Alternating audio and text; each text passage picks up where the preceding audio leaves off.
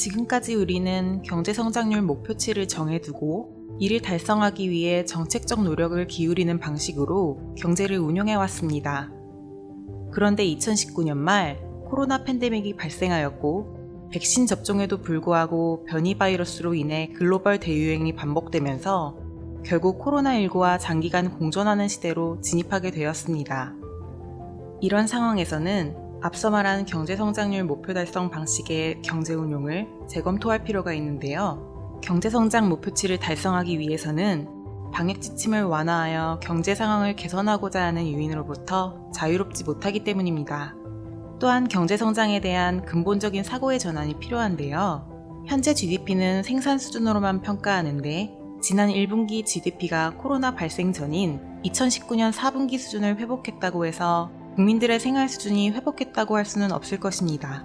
이제는 개개인의 방역활동 등 사회 전체의 생명을 지키는 무형의 노력뿐만 아니라 이에 따른 불편함과 같은 비효용도 경제성장의 평가에 반영되어야 할 것입니다.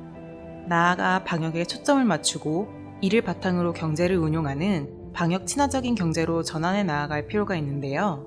코로나19가 확산하면서 재택근무와 화상회의 등 비대면 방식의 경제활동이 생활화되고 있지만 여전히 대면 방식을 전제로 경제활동이 이루어지는 제조업체나 대면 영업 중심 분야의 경우 불필요한 접촉은 최소화되도록 구조적인 전환이 이루어져야 합니다.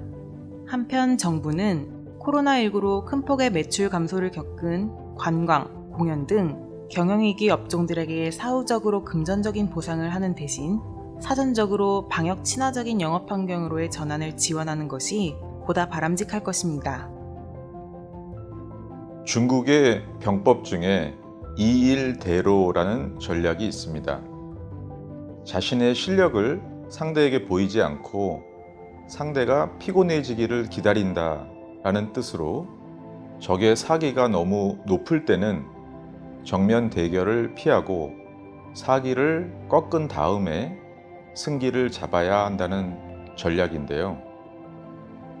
백신의 개발과 접종에도 불구하고 각종 변이 바이러스가 출현하면서 코로나19와의 전쟁이 길어지고 있는 만큼 우리는 2일대로의 마음가짐으로 앞으로 다가올 코로나 시대에 대비해야 할 것입니다.